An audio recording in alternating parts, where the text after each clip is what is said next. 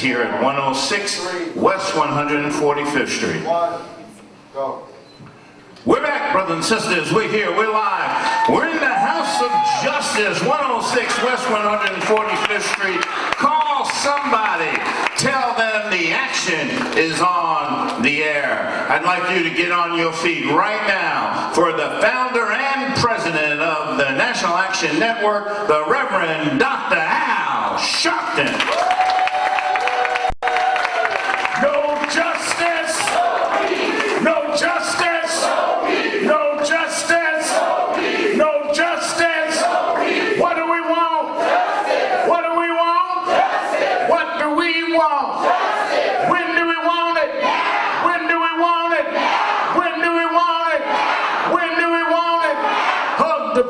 Next to you, tell them you love them. I never meant to cause you any sorrow. I never meant to cause you any pain.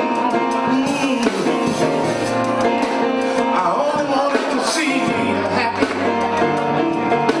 I only wanted to see you laughing in the purple rain. Purple rain, come on, purple rain.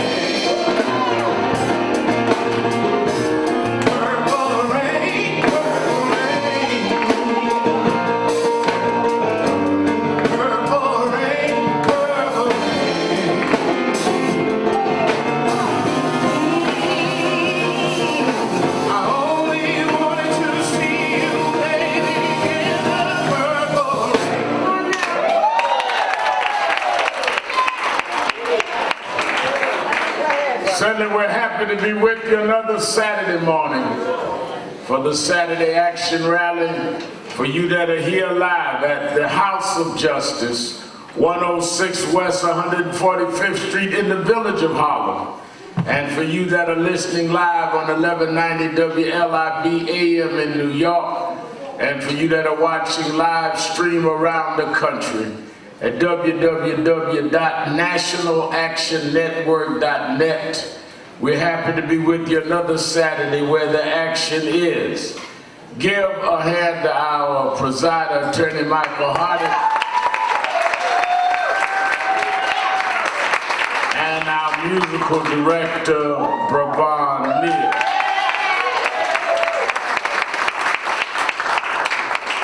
Let me say that we dedicate the program, of course, to the memory and legacy of Prince. I want everybody to watch Politics Nation in the morning, my show at 8 o'clock on MSNBC. One of the things that I'm going to do in the morning is talk about a side of Prince that most people don't know. Prince was not only a musical genius and an innovator and started his own genre of music, but he was a solid activist for social justice. I remember when we were starting to build national momentum around justice for Trayvon Martin. I got a call from Prince, and Prince said to me, "Rev Mal, I want to get some money to the family, to help the family out of Trayvon Martin. But I don't want anyone to know I'm doing it. I don't even want you to tell them I'm doing it." He said, "Can I wire it to National Action Network and you get it to them?" And I said, "Sure." I've known Prince since late 70s, early 80s, from my being like a son to James Brown. Prince would always come around James Brown. Years later, he even hired Maceo. Maceo worked for many years with Prince. And I said, yeah, and he wired a sizable amount of money, a big sum of money, to National Action Network. As God would have it, we were having our national convention in Washington that year. And I wrote a check from the network into the Family Foundation of Trayvon. But I told Mrs. Fulton Sabrina Fulton, Trayvon's mother, I said, this money's coming from Prince. And she couldn't get over it because she was a big fan of Prince. And I gave her the money. Well, in the morning, she's gonna do my TV show to talk about, for the first time, how that impacted her and how she felt when the whole world, she felt, didn't care about her son. How Prince sent to help keep his name and his family going during that trying time. And then, of course, Lady went to Baltimore after the killing of Freddie Gray and did the concert and the peace record. People need to know all sides of the legacy. Because one of the things you know the media is going to do is try to come up with any mess they can. And try and get any angle they can. It's a feeding frenzy. I was in Miami last night on my way back. Kathy Hughes, who is the founder and chairman of Radio 1 and TV 1's birthday. And I went to speak for her last night, flew back 6 o'clock this morning. Some of y'all followed me on Twitter, thought I was in Miami. I was, till about 2 hours ago, and I'm going right back for Tom Joyner's HBCU thing tonight. But if pilots can fly a couple flights a day, I can do it too. And the only reason I don't get tired is Chris, who's younger than me, I love to wear him out so they can't call me an old man no more. Every time he yawns, it gives me energy.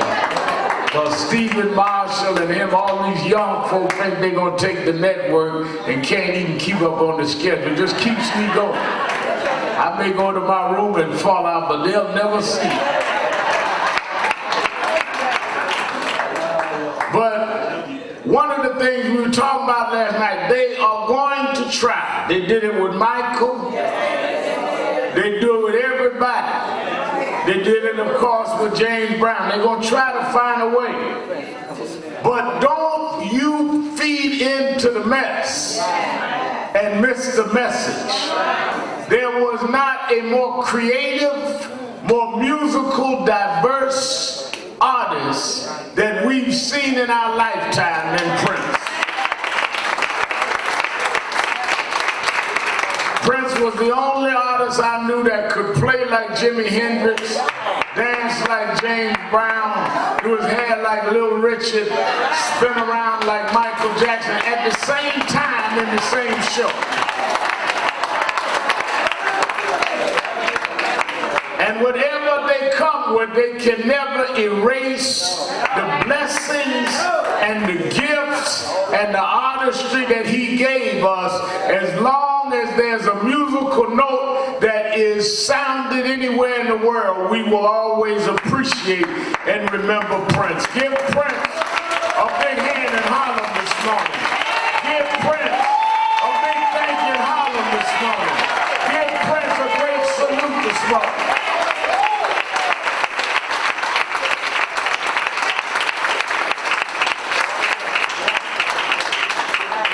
And I want people to know of his activist side and his humanitarian side, because it means a lot. And again, I'm going to talk with Ms. Fulton in the morning from Miami on Politics Nation with Al Sharpton on MSNBC. Let me join Attorney Hardy and others for thanking all of you. And I do want to say, when I said that they always try to smear artists, we had some at the network convention, and they tried to smear James Brown. Some stuff, you know, they to this day, they call me trying to get me another book come out on Mr. Brown, and try to get me, well, tell us this, that, and other. Some stuff we won't ever talk about. Because some stuff, if you talk about everybody's business, then nobody ought to ever trust you with their business again. So I don't care how many times they call me about James Brown. Some stuff, Rolanda Watson, I ain't never gonna tell. See, I just told y'all something that y'all didn't know Rolanda knew James Brown. How she knew him, I'll never tell. Give her a hand. We're so happy. My friend for many years. I knew Rwanda before she was blonde. Give her a hand.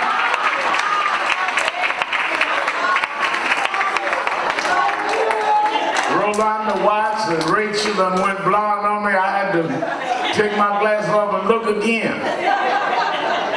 I want to thank all of you that came out and supported and was part of the convention last week. By far, it was our largest, most successful, most well-attended convention in the 25 years of the network. Give yourselves a big hand. We had upwards of 7,000 people that registered. And both presidential candidates, mayors, congressmen, all, but activists. We are bringing together, within 2 weeks, we're going to release the action reports. Each workshop, we're going to say these are the conclusions and this is the agenda we go forward. Last Saturday, we ended with the Measure the Movement, where the head of the NAACP, Cornell Brooks, the head of the Urban League, Mark Morial, Wade Henderson, on and on. Every year they come to end out on our last day to report on the commitments they made the year before, what they kept, what they didn't, and where they're going next year. We did that last week, and we do a report where we release on what we're going to do the next year, the action report. And that will be out in about 2 weeks, working on that now. I don't have conventions just to have conventions. We have conventions to really focus on issues across the board so we can put them into action.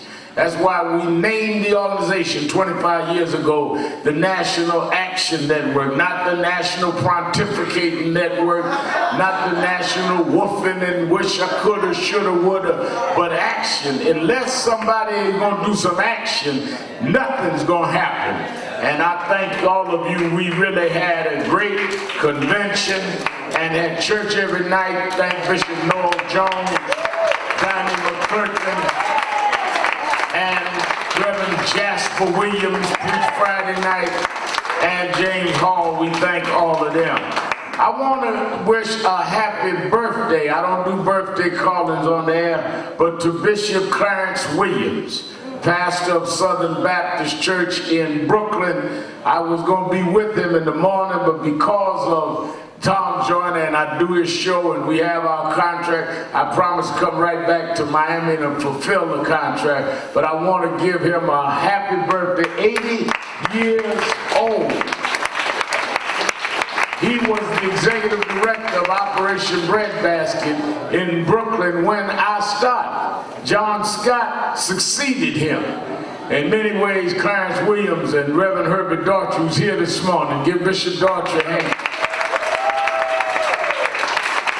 And Reverend Jackson and of course Reverend William Jones helped to start me in activism. And I want all of you to really give a great prayer of thanksgiving for Bishop Clarence Williams, pastor of Southern Baptist Church. Let me say, before going any further, you meet people in your journey, and one of the things that is the most prized attributes is to learn those that you can trust are not always the ones that you think.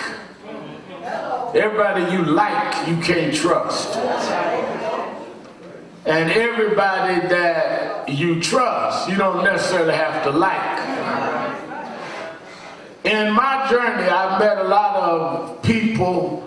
One that I've seen over the years grow and has been faithful to truth has been Erica Ford.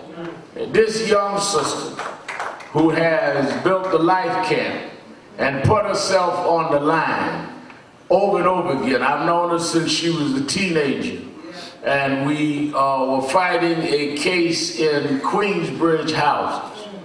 And in the middle of our coming out of the convention, she started talking about this case in Queens, the Tillman case.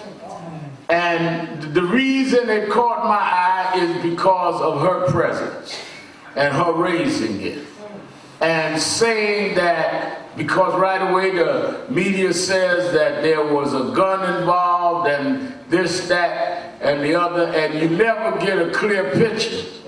When some of our Queens representatives got interested, and Reverend Philip Craig and others, my immediate thing was that if Erica Ford is in it, let's get a hold of Congressman Meeks, and we want to monitor and make sure that this family can find out the truth and get justice in this case. When you see the kinds of gunfire that was used, and when you see the reaction, any citizen should say, wait a minute, what kind of training is going on and what is the truth? The Attorney General needs to take this case out of Queens and dot every I and cross every T. And I don't care what you say, this widow has lost a husband, his children have lost a father, this mother's lost a son, and we are going to make sure that they get the answers that they deserve, because in our community we do not just ignore things because people tell us their story and that's the end of the day. We are not for anybody doing wrong, but we want to make sure that wrong is not done to them.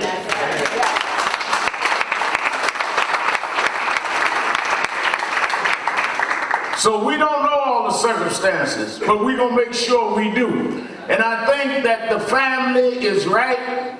They've got a real go-getter attorney who is one that has been aggressively known as one of the best in what he does. He is one of these forward-moving attorneys. He like me, don't have reverse in his transmission. He only know one way, go forward. And to dog out this in a way where we will know what happened. And I think that in these climates, you know, first of all, soon as Erica and some of the activists said they want to see the special prosecutor Eric Schneiderman involved, some of them said, well, wait a minute, there was a gun at the scene. First of all, we don't know whose gun it was. We don't know whether it was gun there. The eyewitnesses said it was not. We don't know that. But second of all, that is why we want to be able to have, and fought to have a special prosecutor, so we can look at circumstances without the Queens County politics or whatever other county politics is involved.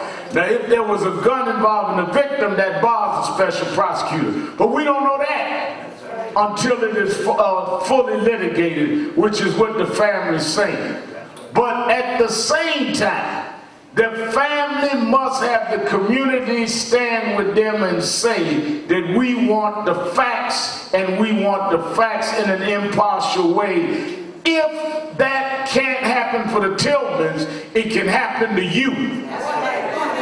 We cannot step back and just let folk just throw out anything and we not check out what they're throwing out. So that is why we wanted them here, and we wanted them to know that we're going to monitor every step of the way and do what is right in terms of where we go with this case. Congressman Greg Meeks, who I've known for the last 25 or 30 years, has come and pledged, he met the family this morning here, and has pledged that he will help to monitor the case with his congressional office. And all of us know, if it has been all the way from back in the 80s till now, before he was in Congress, Congressman Meeks, if it was Sean Bell or others, he was there to support.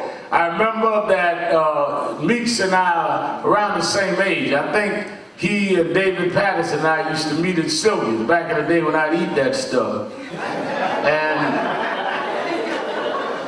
And we would always dream about what we wanted to be.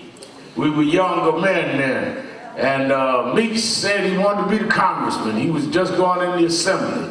He wanted to be the congressman in Queens. And David Patterson wanted to be the next black mayor. He was going to be the mayor of the city of New York, that second mayor, David Dakers. I said, well, I want to be the civil rights leader. I'm going to be the guy after Jesse, be the national civil rights leader. Fast forward about 20 years, and I went and led the demonstrations in Vieques, Puerto Rico, Jeff, and they gave me 90 days in jail, federal jail, for closing down the Navy base. And David Patterson and Greg Beeks come to see me, and we were talking, said, oh, the whole gang's back together. I said, yeah. I said, well, we made it. I said, I'm the governor. I'm not the mayor, I'm the governor. And Greg is a congressman with seniority. And you the big civil rights leader. Okay, we'll see you later. I said, hold it. I said, maybe we need to renegotiate this thing. I got the worst end of this deal, so that's how far we go back. So I can tell the Tillmans with great confidence, if the congressman is monitoring the Attorney General's investigation, he will shoot straight with you. Let us hear some words from the congressman from Queens, Congressman Gregory Meeks.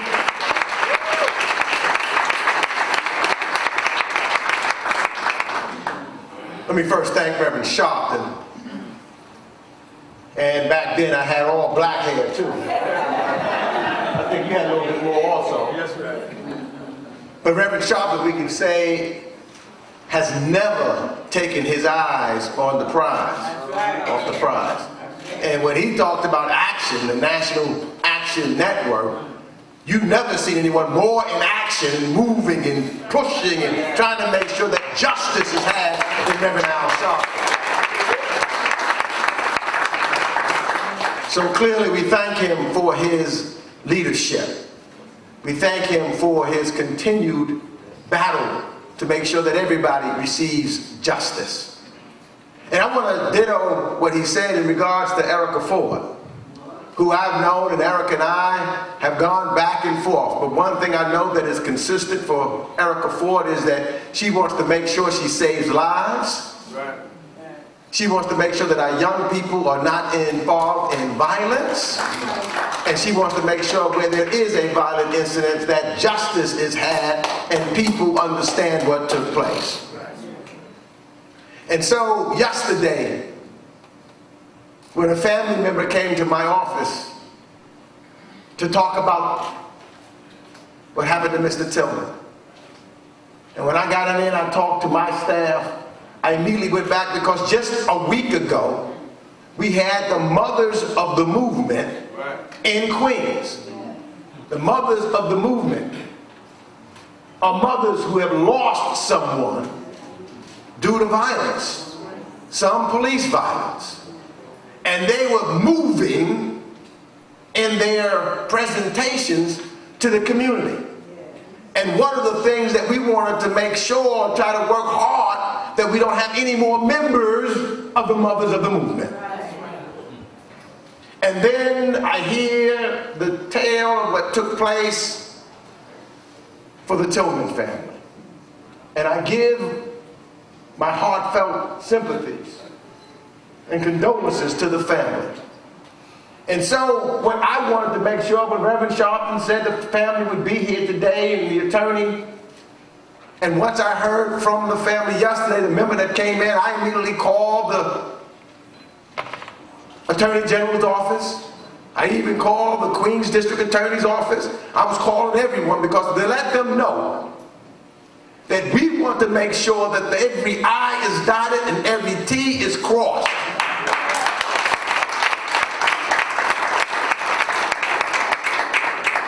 We've got to make sure we can't allow things to be swept under a rug. And I have assurances from the Attorney General's office that he is looking into this with all vigor. That he is going to be, and he's going to continue to be focused. He's assigned someone on the case, and he is looking at it personally. And we will get back and forth with reference to where he's going with this investigation. And so I just wanted to come this morning to let the family know that we're not going to just sit back and let things be washed under the rug and not make sure that every I is dotted and T is crossed. that I'm going to make sure that I utilize the offices that I have, working with Erica Ford, to make sure that we know what took place here and that justice is had. And that I will be working with the man of action, the Reverend Al Sharpton, and continuing to report back to you as what we find, and we will continue to work on this together. I'll end with this. Just know that I still believe that there's a man that sits high and looks low and goes by the name of Jesus the Christ. And with that faith, we will get justice in this case. Thank you. God bless. Congressman Gregory Meeks, let me say a couple of things, and I want to get into my message on this morning Saturday after our convention. And it shows you that the struggle continues, because not 2 days after the convention, we're now confronted with the Tillman case. Many of us want to pick and choose what it is that we are to do in life, rather than be serious when we say, let your will be done. You know, a lot of us say that as rhetoric. God, let your will be done. But somehow, his will is going to be done anyway. You saying it is you submitting to the fact that you acknowledge his will going to be done. He don't need your permission for his will to be done. It's going to be done anyhow. But you saying that means that you surrender your own personal agenda to say, yeah, these are the things that I would like, but your will be done. I acknowledge it will be done. Hopefully your ambition and your agenda will correspond with his will. Amen. And sometimes his will is not something you could see as easily as it will end up manifesting itself. I got on plane 6 o'clock this morning, flight from New York, from Miami back to New York. I couldn't see New York, but they told me on the sign, NY LaGuardia. Now, and I got on the plane, sat down, since I had to get up so early, went to sleep and woke up, they were descending in New York. So if I can have the faith that 2 men I never met, don't even know their name, didn't check out whether they went to pilot school or not, but I can sit there and strap myself down and go to sleep and trust that 2.5 hours later they'll have me in New York. I can certainly trust the God that brought me this far and that I know for myself. It amazes me when people question those of us with faith, saying faith don't make sense. You have faith every day in folk. You don't have faith, you can't fly. In fact, you better not get on the bus. In fact, you better not leave your house. And better not let nobody in the house. What I mean by that, all of these things that we're dealing with is God's will. That's why when they came and said the other day that Prince had died at 57, and I thought about how the old folk used to say in all my appointed time. First of all, you and I don't know, while we were around talking about Prince died relatively young, you don't know how much time you got. You know, we keep talking about, you know, in the last days, if you getting ready to die in a couple of weeks, these are your last days. You ain't got to wait on Armageddon coming to you and me when it's time for us to go. Talking about what's going to happen in the judgment. Judgment might be right around the corner. That's why every day you get up, you ought to live to the fullest and the most productive. And you ought to do something every day that if it's your last day, that you've done something that people can remember you for more than some foolishness.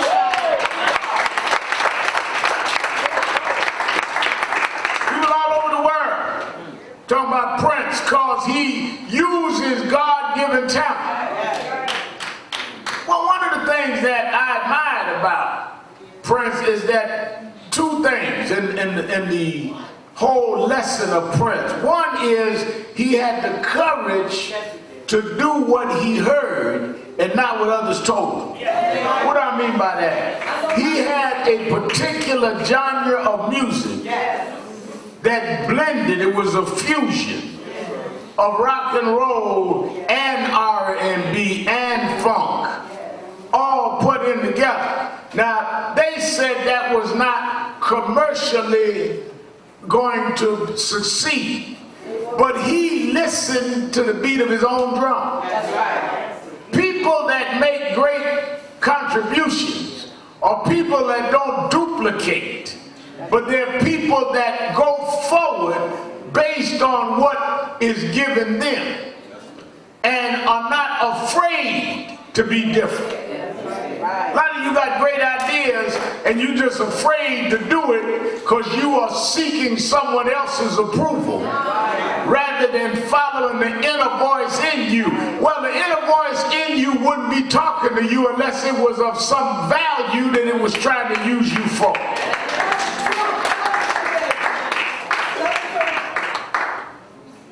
Second thing I appreciate about Prince is that he always respected those innovators before him. History is a continuum. If you notice, Prince always praised James Brown, Little Richard, others that came before him, Jimi Hendrix, because he always understood that music didn't start with him and it won't end with him. Anybody that starts talking about forget the past, I'm going to do this new thing, don't spend much time with them. They ain't going nowhere. They will flame out. They will not last in any field. Any preacher think he the best preacher, wasn't nobody preaching before him, anybody going to preach after him, don't even waste your time going to hear him or her. I mean, folk now, I talked to some young activists in Florida yesterday. Well, we want to do it our way. You should do it your way, but respect those that paved the way before you. Because you ain't the first one going to do it your way. In that tradition of music, you innovate. And that's what made his genius, is he was able to take the streams of what was there and make a fusion of something new using what was already there. Building on what was already there. And it's biblical. If you go to the Bible, every prophet God called, the first thing that prophet did was acknowledge the prophets before them. We're going to fulfill the law of Moses. Even Jesus came. Talking about fulfilling the law of Moses. Jesus didn't come and say, forget the old school Moses. So anybody that want to act like everything else is wrong is dangerous for you to deal with. Let me, two things I want to raise in terms of what has happened this week and then let you go. One is that we have seen some movement in Flint, Michigan. 3 people were prosecuted this week.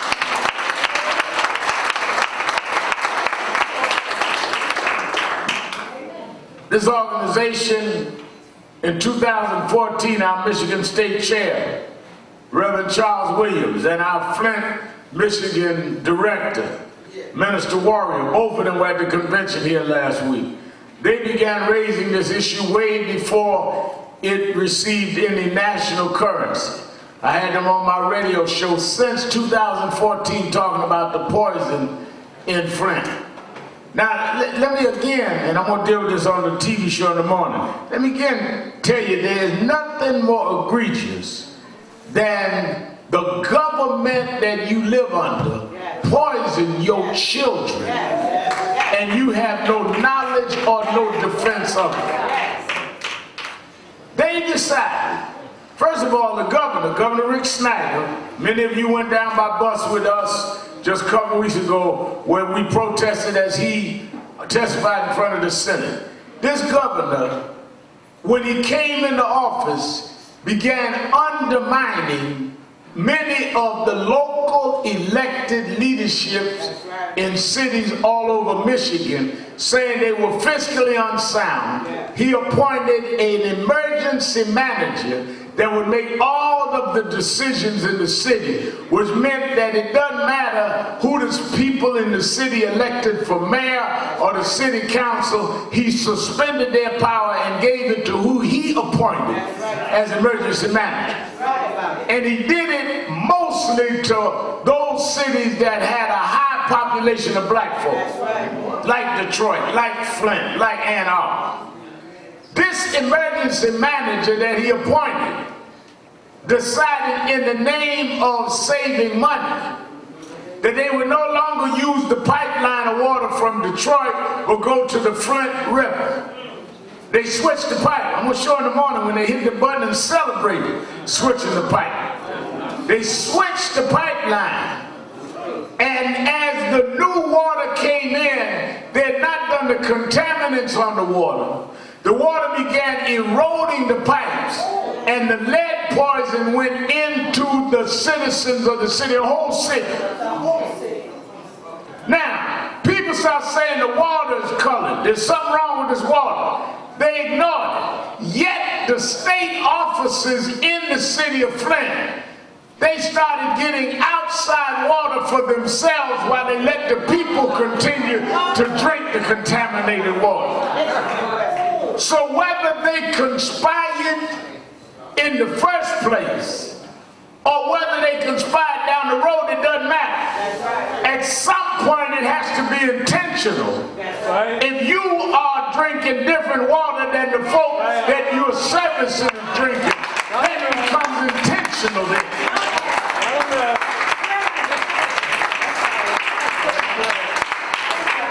I mean, Hardy, you and Ligman, y'all are lawyers.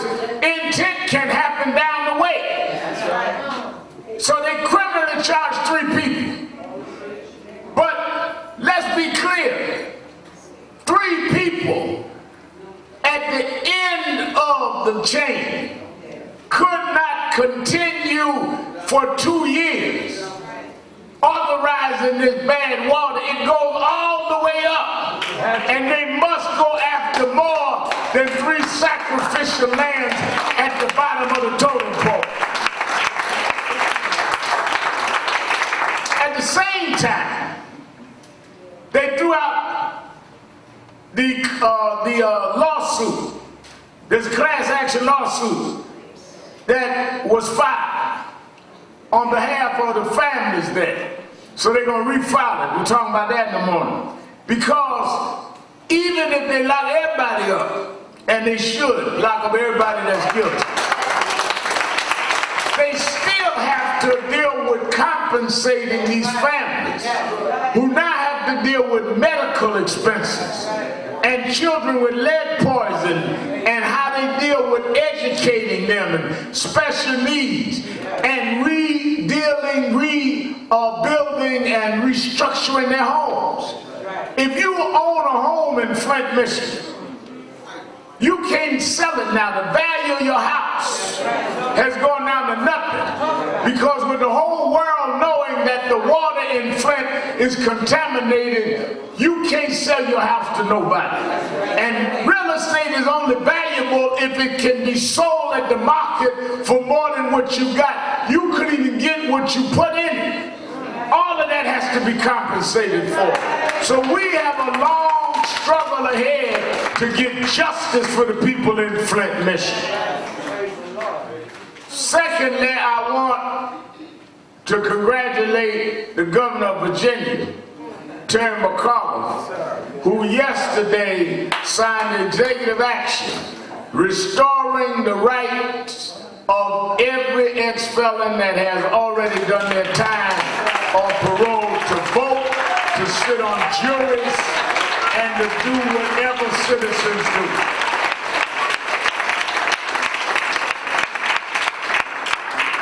I had him on our national radio show yesterday, and I've not always agreed with Terry, but I've known him a long time. He was the chairman of the Democratic Party when I ran for president, and to his credit, he told them he didn't care what they said, I was going to be in every debate, and he made sure that I was. When we got to the Democratic Convention in Boston, he said I was going to speak prime time. And you know what they do at the Democratic conventions, we getting ready to have one now, so y'all understand this. They script the conventions. Everybody has to hand in their speech, and they give them your time. And you gotta go by the time, they approve your speech, and you read the teleprompter. So they kept coming to my campaign for, we need Sharpton's speech. He's got 4 minutes. Speaking 8 o'clock, certain night. And I watched them all run around planning and writing and rewriting this speech and double checking and spell checking and all this stuff. And everybody was like, Rev's kind of cool. I was cool because I know I wasn't going to get that speech. I don't care how much they wrote. First of all, I started preaching when I was 4, so I was preaching before I could read. So I don't read speeches. That's why they had to work with me on the teleprompter for my show, because I've been talking long and I've been reading anything. Second of all, if they thought I was going to run all over this country and do what I did and speak in 4 minutes, they must have been kidding. So I just said, don't worry about it. Give them the speech. Y'all read your speech? Yeah, it's a good, yeah. Looks nice to me. Give it to them. And they gave me the speech. They all proud of themselves. I got to the Boston, whatever the place, the Boston Garden, and they bring in the makeup, gonna get y'all made up. Lady said, you know, just powder on your head, get the shine off. I said, shine? What is that race? What you talking about? We get ready, and Terry McAuliffe, who chaired the party, came in and said, Reverend Al, I said, yes, Terry. He said, well, you did great. He said, a lot of people felt that you would make mockery of the process, but you really represented your cause as well, even though you didn't win the nomination. I said, well, that's why I ran, to put my causes out front. I said, Terry, because you were fair with me, I'm going to be honest with you. I'm not speaking 4 minutes, and I'm not reading that speech. And he looked at me like a deer in the headlight. But then he recovered. He says, all right, I'll tell you what. He says, if it works, good. If it doesn't, I'm throwing you in front of the bus. I said, we got a deal. I went out and got on stage, and many of y'all saw the speech that night. I read the first 2 lines, and then I went for it. And I ended up speaking about 22 minutes, about 15 standing ovations. And when I came down, Terry McAuliffe was standing there hugging me like it was his idea.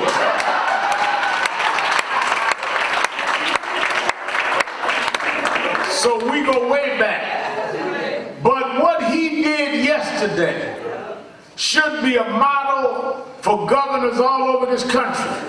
The governor of Kentucky just did the opposite. We must have the rights of felons to vote and to serve on juries. If you have done your time, then why do you keep having to do your time when you're back home? You've done your time.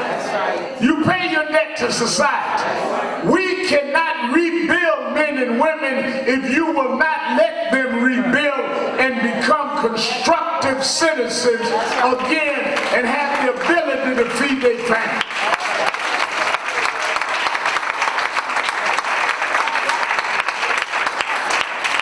By the way, some say, well, Terry McCarthy was just doing that so that Hillary Clinton would get more votes. First of all, you assuming everybody gonna vote for her that got reinstated. If Trump talked with good sense, maybe he'd get some of those votes. Hello. And secondly, are you then saying that they did what they did in Kentucky to help Trump out? There is a long argument on how you deal with ex-felons that go way beyond this last political race. So we need to stand and continue all over this country, you that are watching me live stream, to use what happened in Virginia yesterday as a national model in your home state. That's going to be one of the action points that we come out of. Now, the other part of this, with the New York primary, Trump way ahead, Hillary way ahead in terms of delegates. However it ends up, and it looked like Trump against Clinton, we have got to support our interests. People keep asking me, who am I going to support? I'm supporting us. The question is, who is going to best support us? Well, I don't know about this, I don't know about that. I know somebody gonna be the president next year. You can get an attitude, you can get mad, you can philosophize, you can wolf, whatever you want to do. Somebody gonna put their hand on that Bible. And Barack Obama and Michelle and them girls is leaving there. We have got to have the leverage to put the pressure on whoever it is to give the most we can get, and then we got to make sure that the enemies of our community lose. It's just that simple.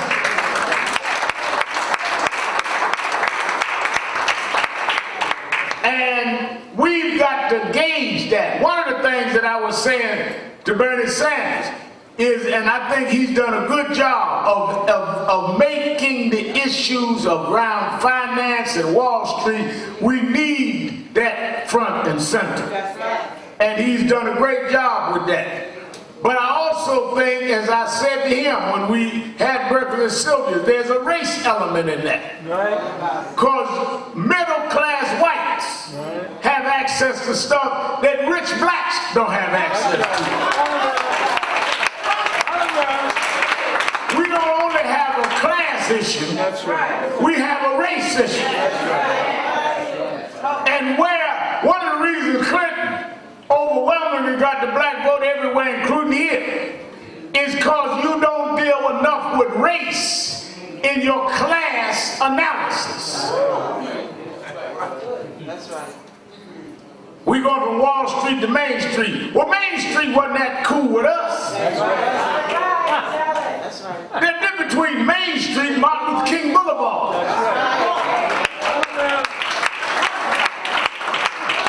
And then coupled with gentrification, they are now squeezing out our community. One of the main things Congressman meets that come out of our convention is how we deal with that. We have not heard any of the presidential candidates talk about gentrification. Not one. Not one.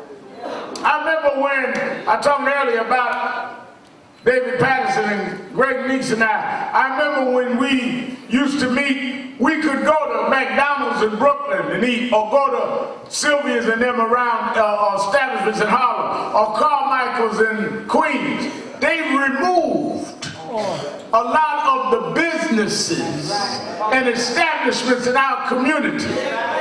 And whites have come in and have cafes. You ride down Lenox Avenue late at night.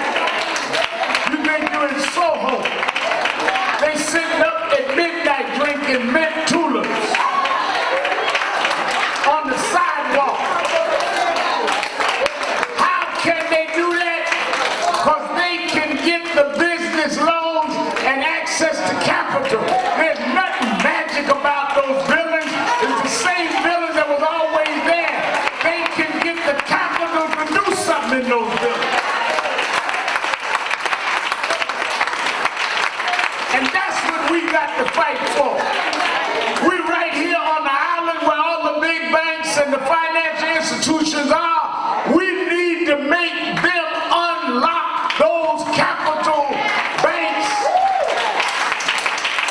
and we know how to sit out on the sidewalk and drink.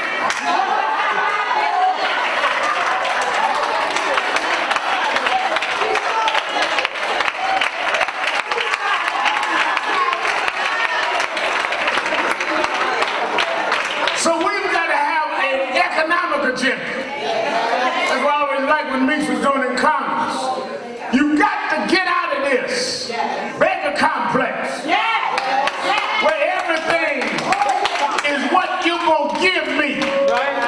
No, don't give me nothing. Give me the same opportunity you give everybody else, and I'll do the rest for myself.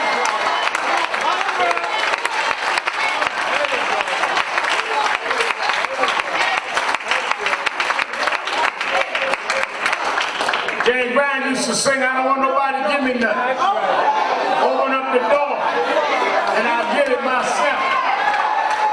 I can compete with anybody if it's an even playing field. And our task is to even out the playing field.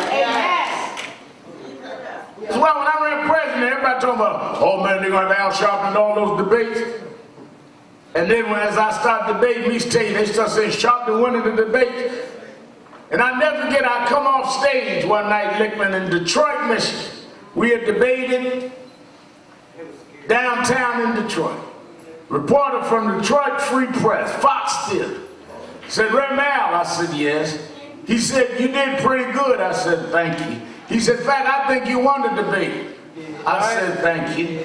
He said, how do you feel up there with governors and senators and you held your own? You ought to be proud of yourself. I said, they ought to be proud to be up there with me. He kind of blinked his eyes a couple times, looked at me and said, well, what you mean by that? They're governors, they're senators, they've been elected, they come from families of government and power. I said, well, my family wasn't a family of government and power and money. Well, I didn't have no great pedigree. I wasn't born on third base. I wasn't even born in the stadium. I had to fight my way out the parking lot and come down through the bleachers. Raised by a single mama, had to live in the projects. But I'm standing in the same stage, equal to them. If they had to go through what I went through, they may not have made it to the stage. So I got to be stronger and smarter because I come from further back and got to the same place.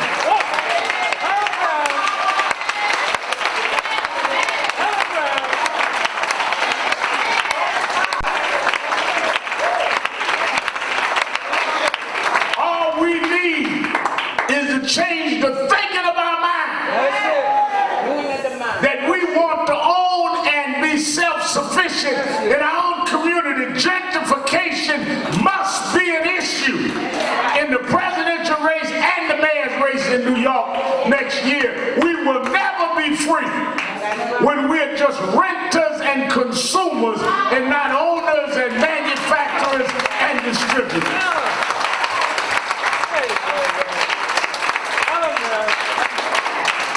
That's a tall order. Well, not if we crystallize it and fight it. We're running right back into faith. Faith is not what you can figure out. Faith is not the end result of a well laid out plan. Faith is when you can't see it. I tell the Tillmans this morning. Faith is when you can't figure this out. Faith is when it don't make sense.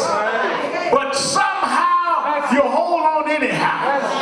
Because you know what you know that somehow God gonna make a way anyhow. Faith is when you stand up even if you don't have the strength.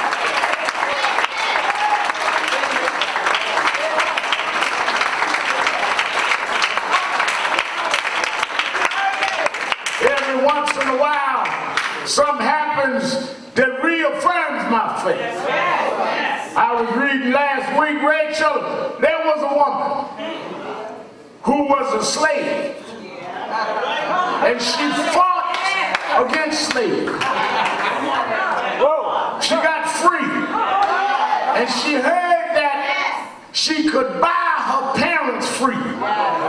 She came to New York. There was a white abolitionist who was against slavery named Oliver Johnson. She went to Oliver Johnson's office and said, I want $20 to buy my mother and father's freedom. He said, what? She said, I come to get $20 to go back south and buy my mother and daddy's freedom. He said, I can't just give you $20 of it. And she argued and argued. And she said, well, I'm not leaving. I will sit here till I can get what I need to go buy my parents. She fought in the Civil War as a member of the military of the U.S. government against the Confederates. And years later, they gave her $20 a month for her service to the government.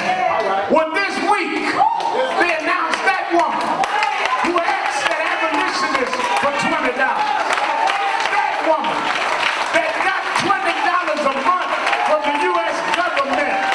That woman, they took Andrew Jackson's face off the $20 bill and put that woman on the $20 bill.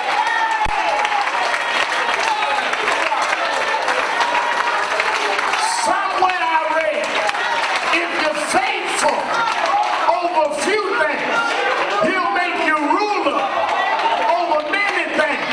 Who would have ever thought a slave asking for $20 would be the face of the $20 bill? But if my people who are called by my name would humble themselves and pray and turn from the wicked ways, then, right then, you will hear from heaven. I will heal the land. I will heal the land. I will heal the land.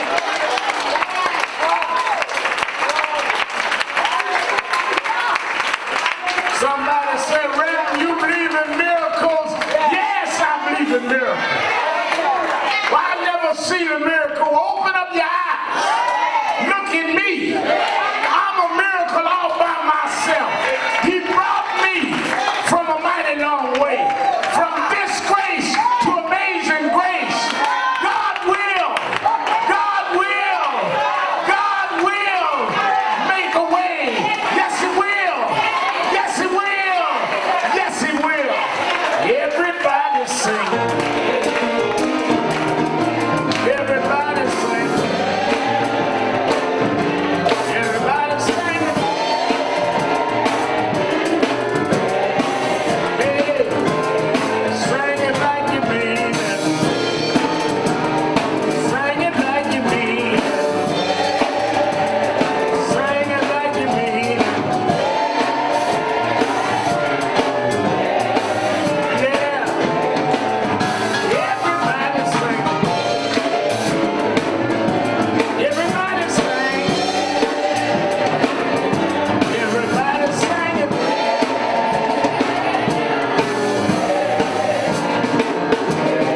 We want justice. Got to have justice. Wanna have justice.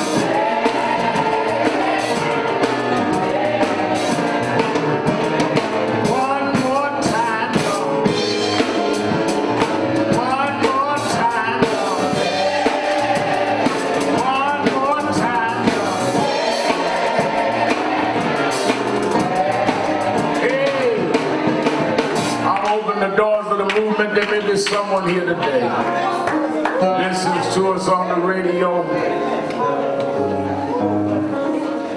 watches some of our activism on the news, but never joined National Action Network. If you're here today and never became a member, we have different committees that you can work and do what is comfortable to you. You can just come up to me.